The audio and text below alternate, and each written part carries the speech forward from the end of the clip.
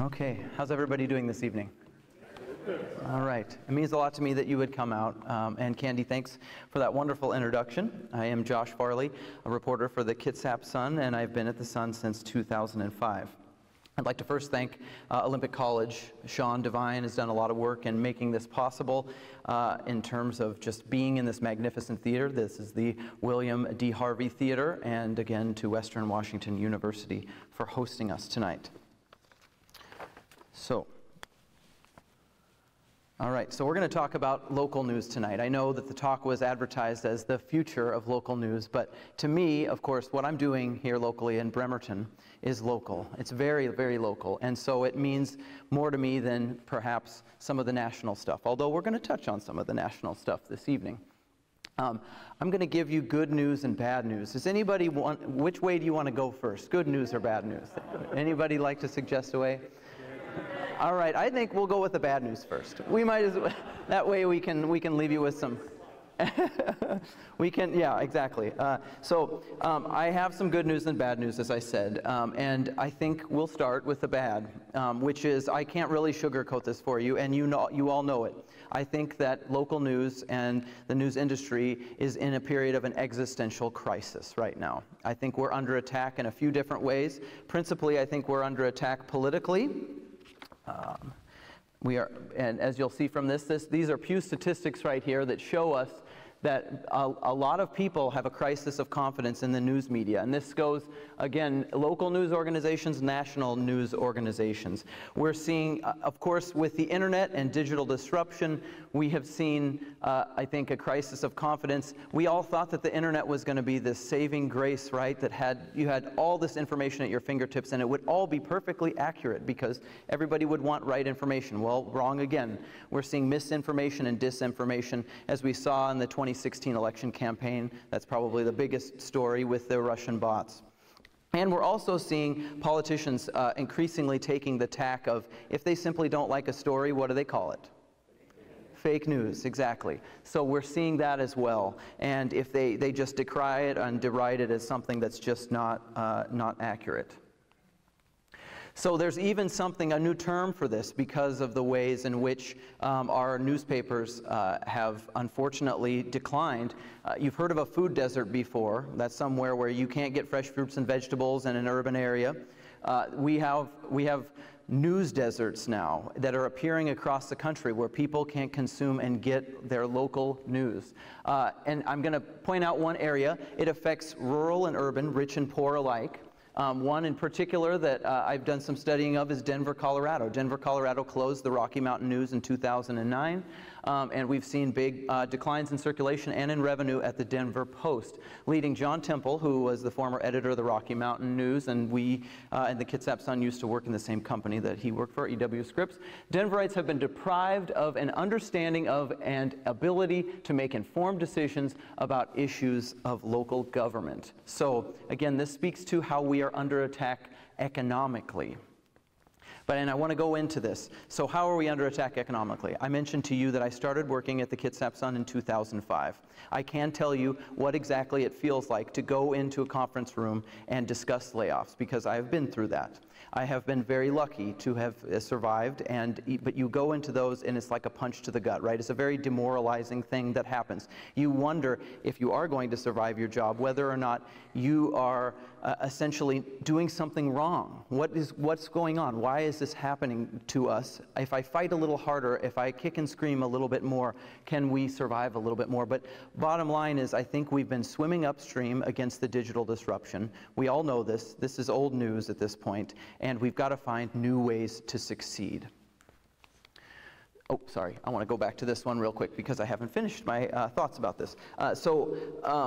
In terms of the under attack economically, one thing that I might point out is going back to when I was a boy. I lived in Wilsonville, Oregon, and I'd go up the driveway each day and I'd get a copy of the Oregonian, and I loved reading the Oregonian, and it was big and fat and thick, and a lot of what it was in newspapers around the country were classified ads.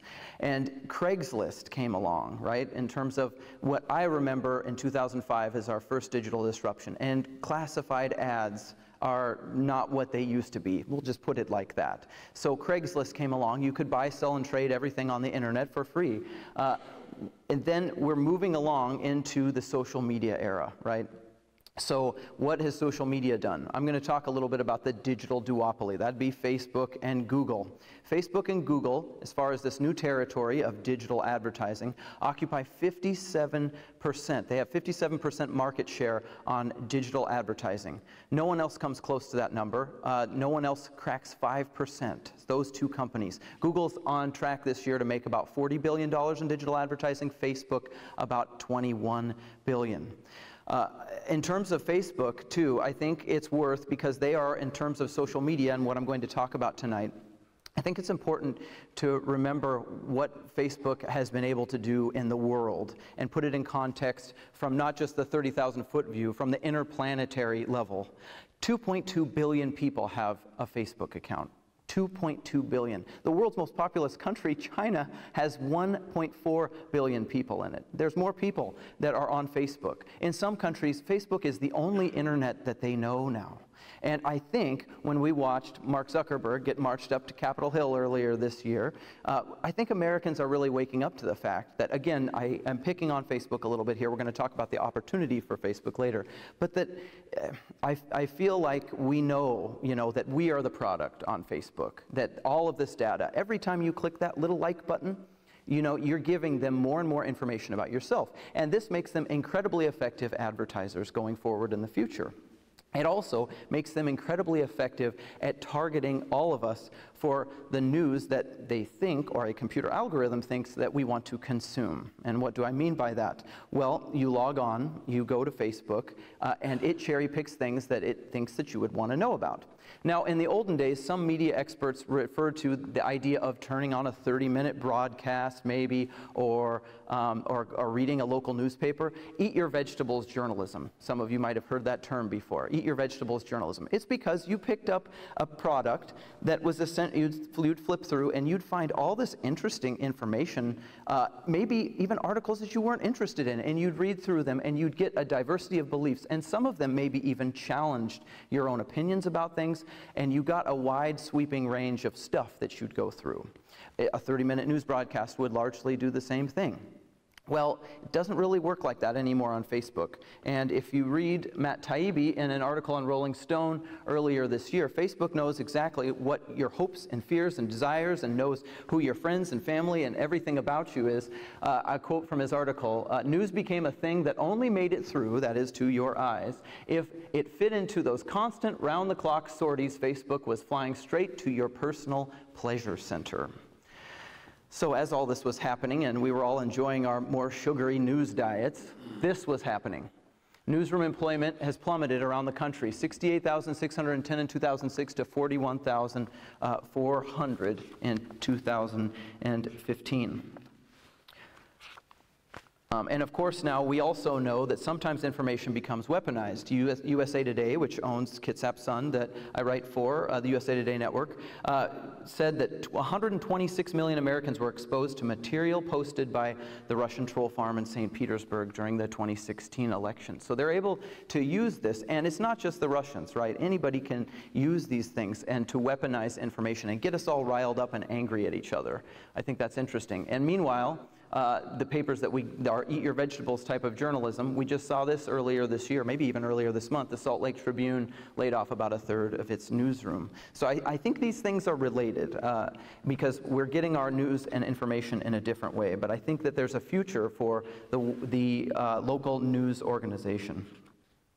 Also, I want to point out that it's not just nationally. Washington State also. A real estate reporter named Mike Rosenberg in Seattle points out that we had about 1,300 journalists in the state of Washington in 2008, and we're down to about 750 today. He testified on TVW earlier this year before the state legislature about that. So I think it's really, really important at this point, now that I've given you all this wonderful news, that what are we losing? What are we talking about here? And this is what I really want to hit home tonight, if I can, leave a couple of messages for you.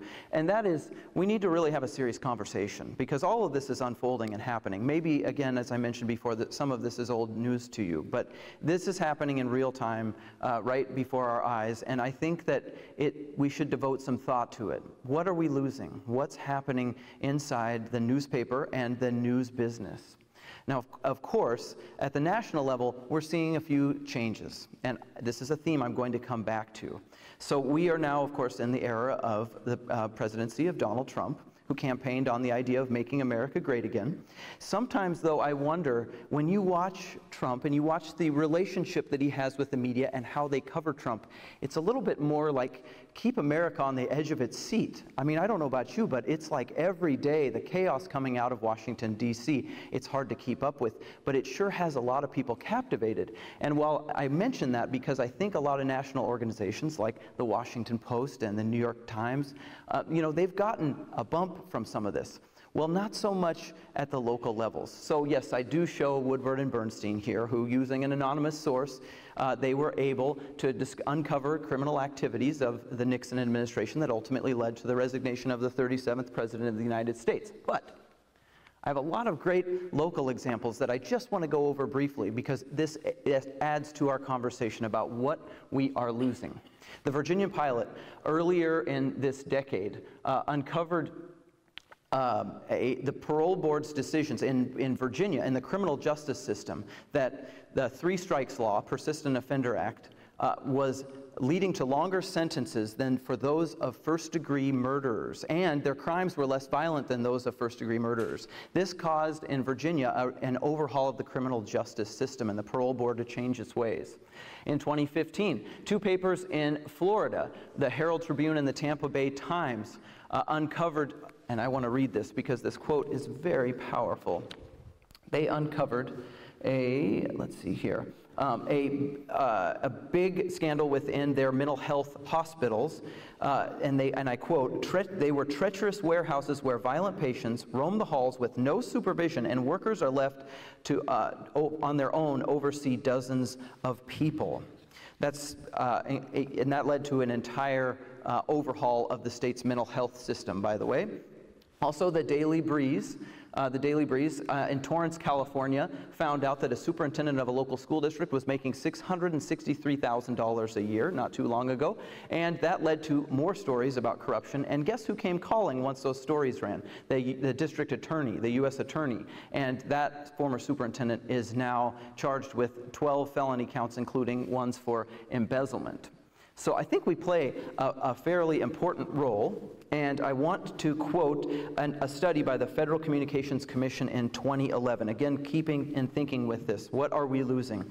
So in terms of the decline of local news, this was a study done again by the FCC in 2011. This is likely to lead to the kind of problems that are, not surprisingly, associated with a lack of accountability, more government waste, more local corruption, less effective schools, and other serious community problems. The independent watchdog function that the Founding Fathers envisioned for journalism, going so far as to call it crucial for a healthy democracy, is at some cases at risk at a local level.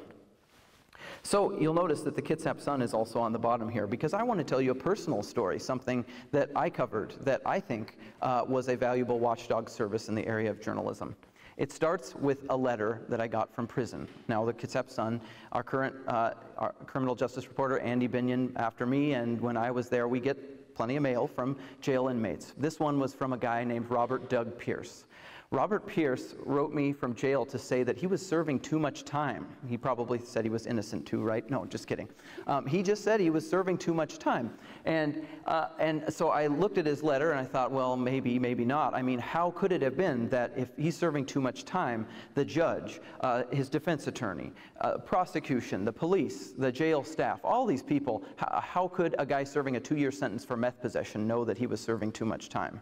Well, we did the math, and I'm going to spare you the details of the math, but ultimately, when we worked out the calculations with someone who is very good at math in our newsroom, Robert Doug Pierce was right. He was serving about 35 days too many in prison. And, by the way, we told the jail about this. We reported on this. What did the jail do? They went back and found that, yes, Robert Doug Pierce was right.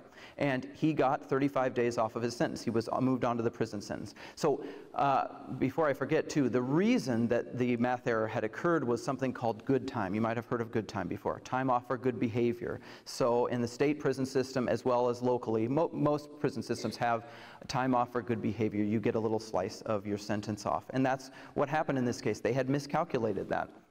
And so we wrote the story, and why am I telling you this? Well, there's 548 at the time inmates serving sentences in prisons all around the state, and guess what? Their good times were also miscalculated. Now, when you add 548 up, and it costs about $100 a day, $100 a day to house an inmate in our prison system, that was in 2010 dollars. It may have gone up since then. I apologize for not having the current figures, but I want to be transparent with you.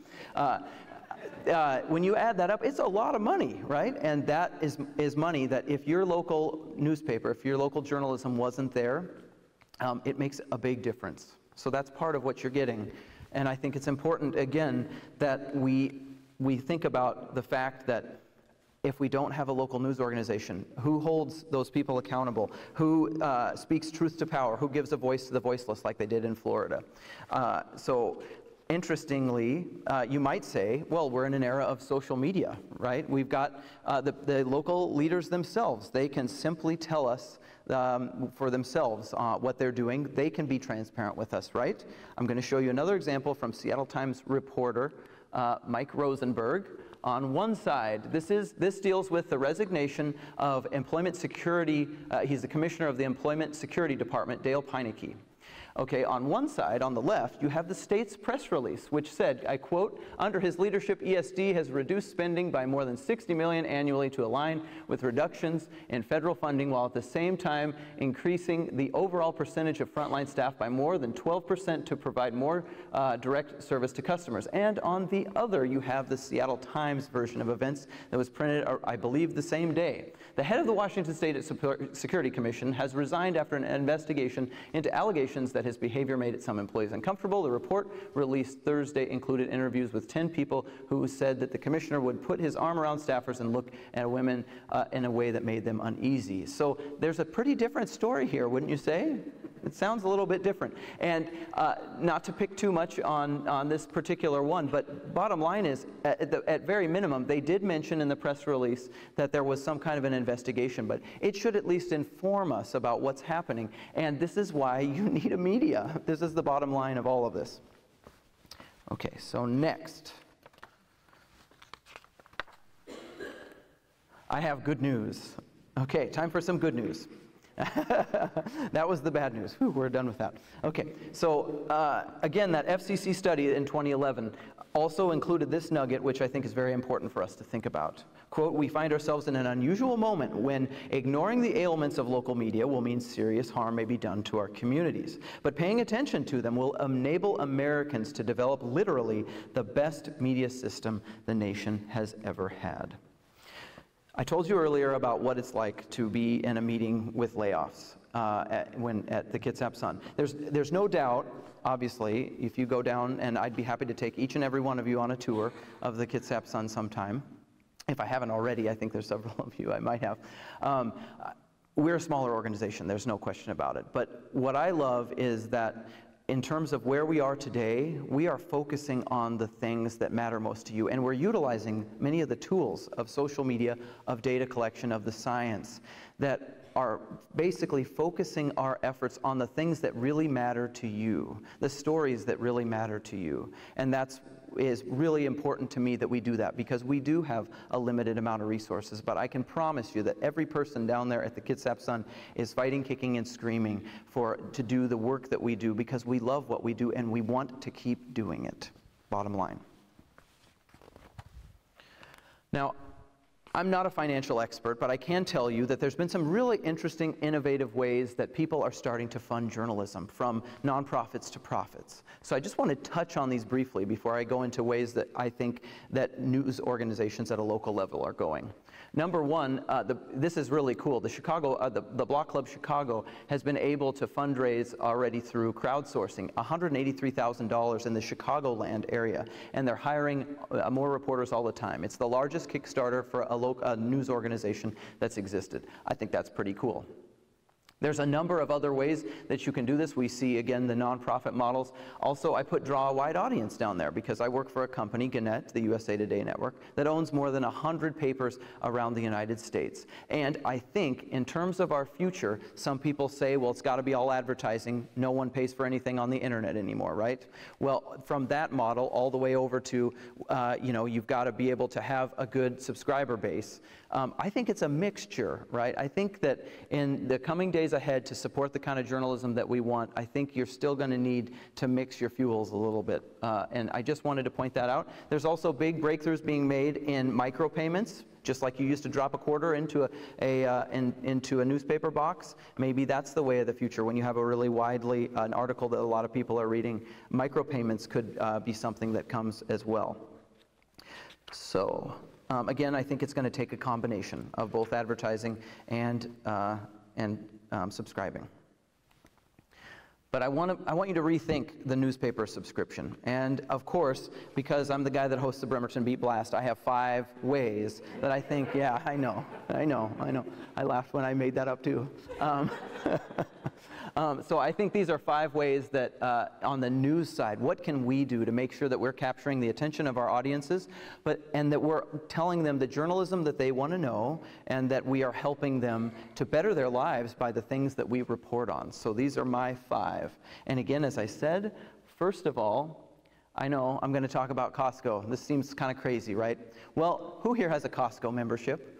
Many of us do. Okay, so when you go to Costco, it's a club. You pay a little bit of money each year, and you go in. I don't know about you, but you get a 21-course meal at all the free samples. You usually, for $8, walk out with a whole rotisserie chicken and a whole bunch of other stuff that maybe you didn't need or you did need. Who knows?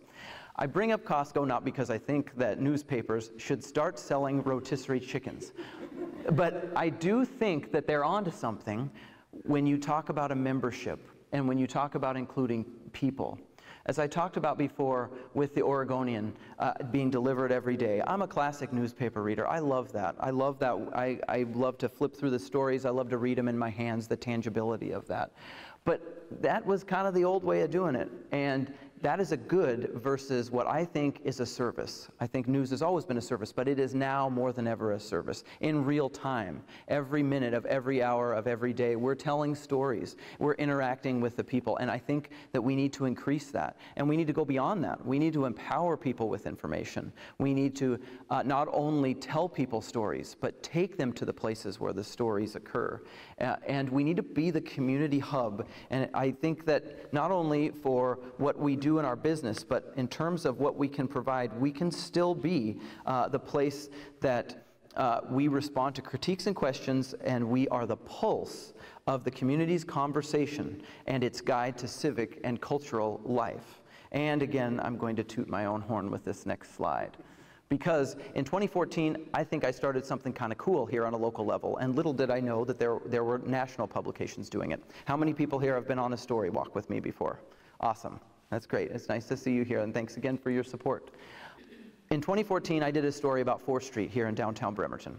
4th Street from Pacific to Park Avenue was thriving at the time. There was a new movie theater. There were several businesses moving into the area. But if you crossed Pacific Avenue and you went towards Washington, there was a lot of empty storefronts down there. There was a few things that weren't, but by and large, for some reason, there was an economic Berlin Wall happening there. So I wrote a big story about it. And once I printed this story, I just kept returning to this thought in my head that was, you know, I can tell this story in print, but I could take people here and tell them more about it. And one of the journalists that I grew up reading was a guy named Chip Scanlon, and Chip talks about the iceberg approach. So when we journalists are doing our research for the stories that we write, when you think about an iceberg, you have all of this reporting that's underneath the water, all the things that you're doing, all the calls you're making, all the research and everything, and sometimes that stuff doesn't make it above the waterline. That is what you actually put into the print edition. It's a nice way of kind of compartmentalizing what you're trying to do in a traditional news story. But I still have the whole iceberg available to me. So I thought, you know, all this stuff's in my head already. What if people actually came out and saw what 4th Street was like? And I invited a couple of sources along to see it. So this photo is in front of the Roxy Theater before its remodel, and there's about 15 people there for the first story walk. And I think it went very well, connected with people, got some buzz going. So I kept doing it, and I decided to do it once a month. And I thought that maybe this was a service that we could be providing our readership. We did a walk at Bremerton's breweries that were opening not too far from there that drew about 80 people. We went up to the Kitsap County Coroner's Office, drew about 160 people for that walk. We were fortunate enough to work out an agreement with the U.S. Navy to go aboard the USS Nimitz. The Nimitz. And that drew about 110 people. And most recently, we went to a waterfall. Some of you might have gone to a waterfall where we had a geologist talk about the millions of years ago history and the geology of our area at Uland Tree Farm. This is a walk that we did at the 1918 homes right behind you there. That's a centennial home that was built during a big federal government project. This federal government project essentially built a lot of houses during the World War I building boom. Drew about 250 people to that. And my personal favorite, or at least the biggest one we've done so far, has been the Roxy Theater. So this is the rebirth of that same theater I showed you in 2014. And this theater, on the night, we organized this entire event. We had about 700 people come through the doors in 2 showings. They all got a free movie thanks to the advertisers that covered our costs. They got a commemorative movie ticket, and we opened up the street, and a bunch of shopkeepers basically enlivened the street with history talks. The Historical Society was open for the evening, and it gave people, I think, a great night out on the town. And what I love is how many people come up and say thank you to our local news for providing that service. It might seem a little out of bounds with something like this, but bottom line is when we're writing stories in the community and we can pair things up with stuff that really matters to people and we can bring them in, I think it's really powerful. And I do want to touch one more time on the fact that these do get advertisers now. I tend to think about what's going to happen in the future, how long a print product will last for. I hope forever, but who knows? And I think that live events could provide the future back page ad for journalism. That nice big color splash you put on the back page, maybe events are where we get that revenue from. And I can tell you that other papers around the country are experimenting with this. Crosscut did a festival earlier this year, the online publication Across the Water. There was lots of great, they did more panel discussions. We have over here done some mayoral debates. We've done some live events like that. We've had movie nights at the Admiral Theater. So we're moving in this direction, and we want you to be more a part of the organization with these live events. Crosscut, I might note too, I thought it was great. They brought together the 3 Cascadia mayors. So Ted Wheeler in Portland, Jenny Durkin in Seattle, and Gregor Robertson in Vancouver, BC. They had never met each other before for a great panel discussion. Now, what Crosscut's doing, everybody's kind of following the Texas Tribune. The Texas Tribune is in its 8th year of doing an extravaganza where they bring together 250 different speakers. They have from Texas and across the country to talk politics, culture, etc. And they are phenomenally successful. The CEO of Texas Tribune says they've brought in millions, with an M, millions of dollars for their organization. So these do work, and they provide us, again, to be that center of the cultural hub of town.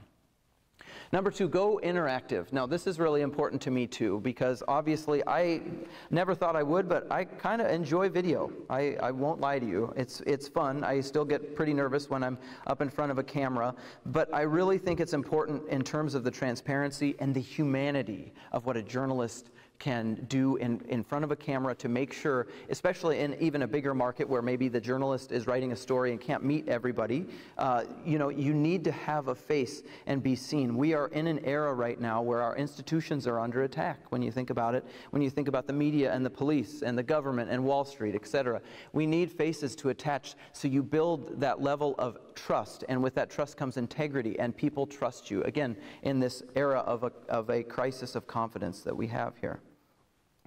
So, I started something. Oh, before I say that, I want to point out that Pew found that 46% of Americans actually prefer to watch their news, over 36% reading it, and 17% listening to it. And you might be surprised to know that it is actually people 50 or older, Pew found, that like watching better. You think that just the kids these days are getting all their news through video, but older people do prefer it as well. So I think that's interesting. So in 2015, not long after, the presses stopped in Bremerton, and we started printing a paper off-site. I went down to the basement, and I set up a camera, and I pointed it at myself, and it was a horrifying experience. And I did 5 stories, and I rattled through, and I figured, this will be a nice promotional vehicle for the paper. I can promote the big stories that we have going on and maybe reach a larger audience. And I went back up to my editor, David Nelson, and I said, David, how do you like this? And he said, I like it, go for it. So every week now, pretty much since 2015, I've kept doing this, and we release it on social media for people to watch it who might not subscribe or be a member of the Kitsap Sun. And I also, of course, we put it through kitsapsun.com. It's been a remarkably rewarding experience for me. The community reaches out to you in ways that I get lots of great stories out of this. I get to meet amazing people who are doing amazing things in the Bremerton community. And I should also note, by the way, we've added a song on as a soundtrack that unites all of the musicians, I think, gives them a bit of a promotion. I always say who it was that provided the soundtrack at the end of each Bremerton Beat Blast, and sometimes they have a show coming up. So there's been a nice relationship that's formed there as well. And by the way, the Bremerton Beat Blast has 2 advertisers now, the Admiral Theater and Silver City Brewery, its tap room. And again, so we're starting to, what we like to call monetize these things. We're starting to see a future in what we can do and the ways in which traditional print media can transfer over into this online world. So again, I just want to reiterate the fact that, you know, we are in this time of where people are attacking institutions, and when they can see your face and they know what you're saying, and they read a story and they know it to be the truth, that's really a powerful thing. And this is not a new thing in journalism, of course. You could read the bylines before, but even in our old world journalism across the water, I'll just give a quick example. There's a journalist that you can go get sometimes, right? He's a prominent television personality. Anybody ever heard of Get Jesse Jones before? I only point him out because I think he's an example for so many years now in the Seattle area that when you say Get Jesse to somebody, when you're commenting on Facebook, how many times do you see that? Oh, this is a problem, we'll get Jesse. Well, that's because when you see his face, this is a guy that gets stuff done. I mean, let's be honest. He knows how to get stuff done. He's built that brand for himself. He's built that relationship with the community that they trust him. And of course, that's a little different example from what we might do, but I think it's about building that level of trust with our readership and our viewership. Number 3, accept the bots. Now, this stuff is pretty far off, but you'd be surprised. How many people here think that you've read an article that was generated entirely by a robot? A few of you? Chances are all of you have at some point. That's how prevalent this stuff is. So we are talking a few years off, and this also seems like a threat, right? Like social media, like Google, the digital duopoly I talked about earlier, it might be a bit of a threat. And yes, automation, there's no question about it, has changed the face of America, and it will change journalism as well. There's just no doubt of that. But again, I look through the strategy of, while we have some challenges, there are also opportunities with technology like this. One of the ways I think that it can help us is if robots can answer the question, or a bot can answer the question online of the what of a story, can they answer the why yet? They can't do the artful storytelling that we classically trained print journalists can do, I think. But we're seeing some great examples of how programmers, and we have one even at the Kitsap Sun, who's really helped us to do things that bring programming into the fold and make us better, and not have to focus on some of those little minute details, but focus on the bigger picture. Use our resources where they are more valuable for us to be using them. Some great examples of bot storytelling so far. A guy named Ken Schwenke invented the Quake bot at the LA Times in 2014. That's a bot that automatically publishes articles about earthquakes when they happen. The Associated Press is using this technology at this point. Anytime there's a new earnings report out, I think the number's around 4,000 now that they do per year. That's just an earnings report, and a bot types that up for them. The Associated Press, by the way, used to never cover minor league baseball games. Now they have bots, and those bots create stories about those minor league baseball games. This stuff is already happening right now. So another thing that you can do with bots that we saw during the 2016 election that I think is pretty cool, if you use Facebook Messenger or a Messenger-like app, you can create a bot in your own organization, and I'm certainly hopeful that I've started dabbling in this at the Kitsap Sun, maybe a Bremerton beat bot. It goes with my whole alliterative mantra. It fits right in, might as well keep doing it. So we could create a bot where someone has an inquiry that they write in over Messenger, and then it spits out an answer using keywords from that. And of course, we're a small enough location that as we're building this and as it's becoming bigger and bigger, I can still monitor all of those. But if the bot gets it right, that's one less question that I don't have to answer for the person. And of course, that means that's more time that I can spend on other things. They get the answer that they need. And again, in many industries, this technology is not that new, but it is rapidly developing in journalism, and I would suggest that you keep an eye on it, because I believe it's definitely coming in greater waves. Okay. Next up, radical transparency. This is a concept that I've been reading about from NYU professor Jay Rosen, and I think it's really, really important. So one of the things, again, that we've talked about before is this crisis of confidence. You've got to really prove to people that what you're saying is the truth, and you're reporting on the truth. But you've also got to give them, I think, an idea in this new age of where you might be coming from.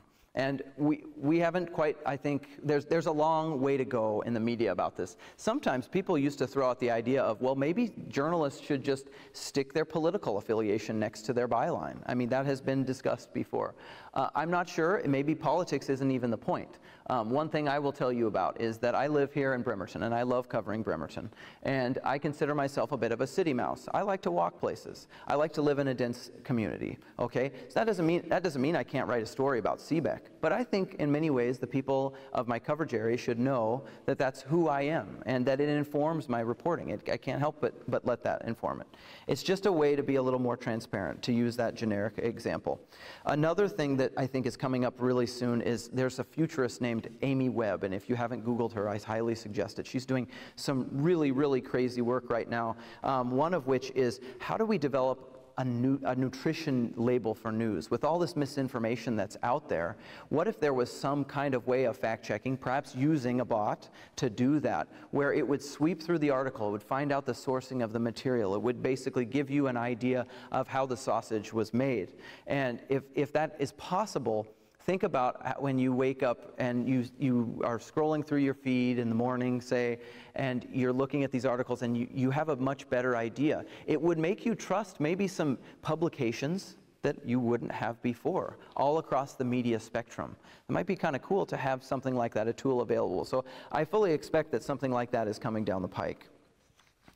I think we need to share what we know and what we do not know. A local example that you see this in a very basic story is when there's a bank robbery. You'll often see a reporter say, police do not know if the suspect brandished a weapon, for instance. They put that in the story because it's not only what we know about a rapidly evolving scene, but it's what we don't know. And sometimes that matters just as much because it shows the audience that we asked the question, and that is very important.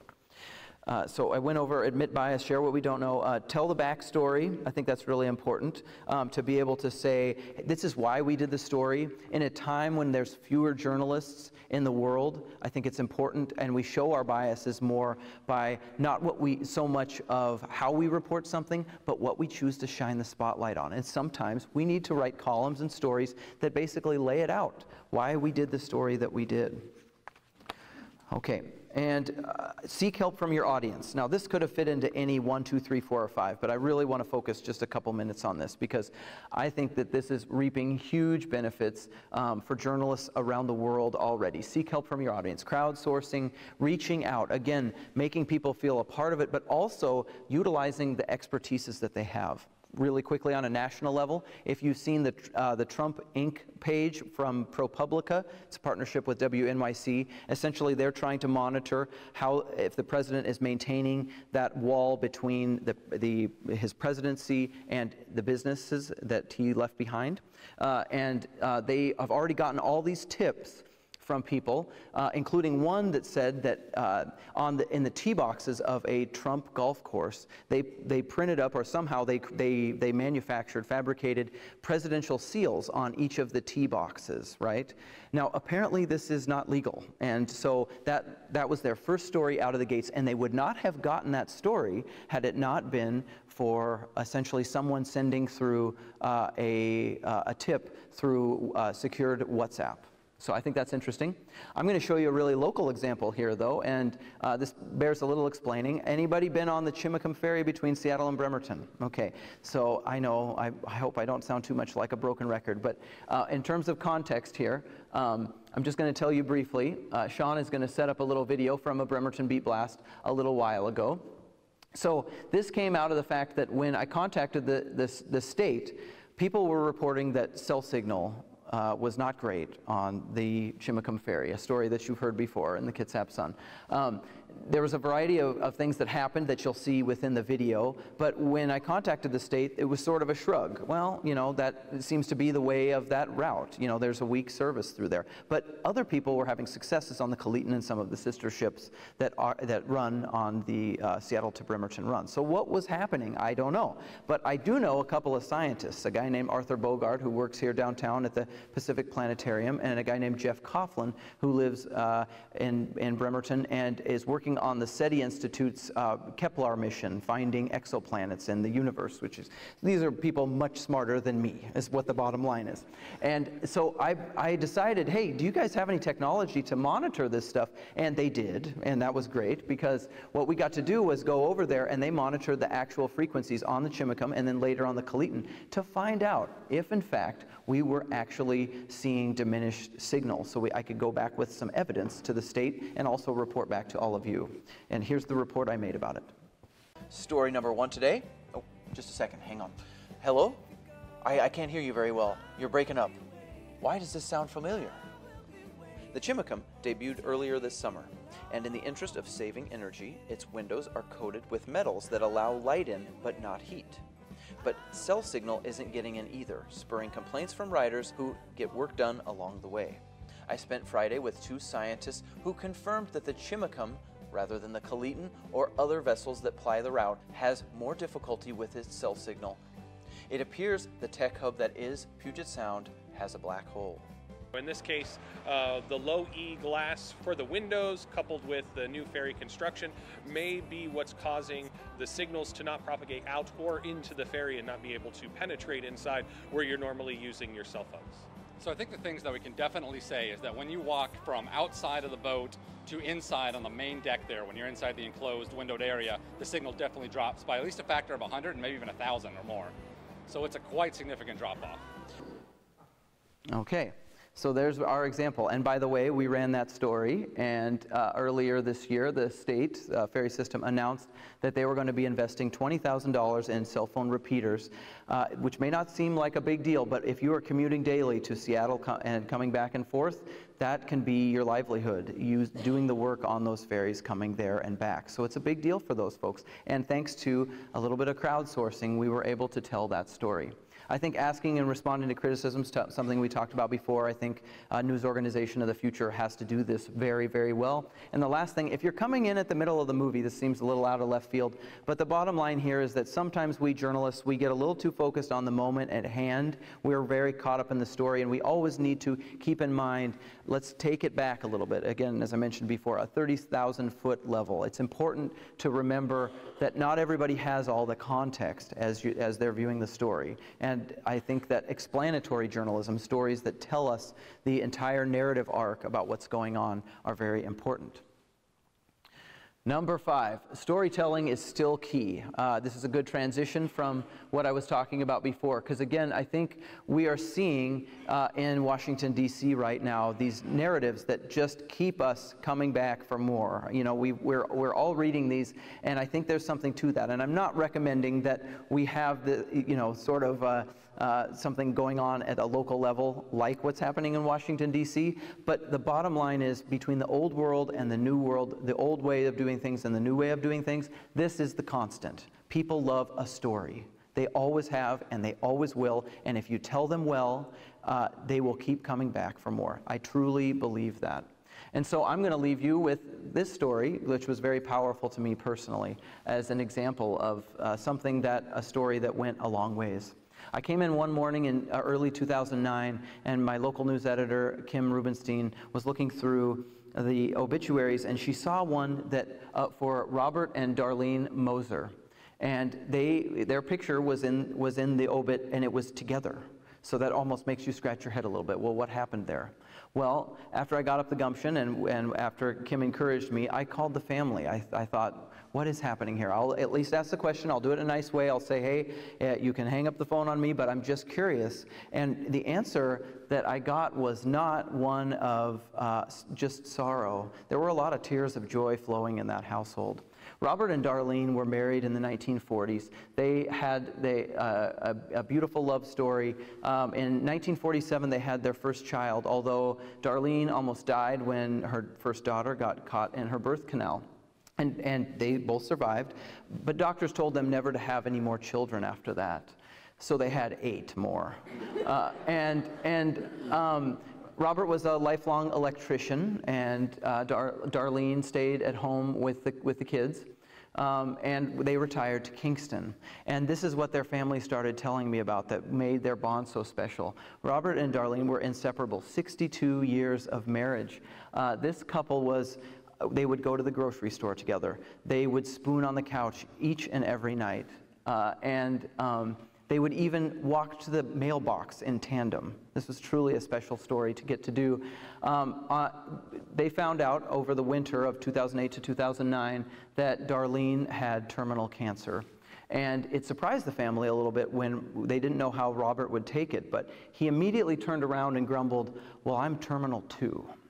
Interesting answer. So they were a little worried about that, didn't know where that was going, but they got a hospice nurse into the house up in Kingston, and Darlene, when she passed away on January 23rd, 2009, the family was not sure how Robert was going to take this, but Robert told them, "I'm also dying right now." And of course the family laughed it off and they didn't believe it. And he went in and he laid down next to his wife. I still get goosebumps and tear up when I'm telling this story. And so Robert goes in to lay down, and essentially the hospice nurses are shocked because though no drugs were administered at all of a sudden his life signs started to fail. And this couple that had lived together for 62 years and breathed every moment that they possibly could together on this earth went into the afterlife just 6 hours apart. He died just that soon after. This is the kind of story that, of course, resonates with our readership here. It's one that we might not find if we didn't have an obituary page, let alone a reporter that's willing to make the phone call to call and find out what that story is, let alone a paper that let this reporter put this story on A1 one day. And it went everywhere. I got calls and letters from Indiana, all over the country. I saw headlines of this story around the world. All of our local medias all picked it up here, the Seattle Times and all of the broadcast stations. And it shows you the power of our humanity and how it resonates. So I guess if I can leave you with anything else tonight, it's this. If we can figure out a way to keep people supporting what we do and believe in what we do, we can continue to write those stories like Woodward and Bernstein did that speak truth to power. We can continue to give a voice to the voiceless, that, like those Florida reporters who were able to spur an overhaul of the state's mental health system. And we can continue to bring you stories just like this one that show our humanity and just absolutely tug at our heartstrings and make us proud to live where we live. Thank you very much.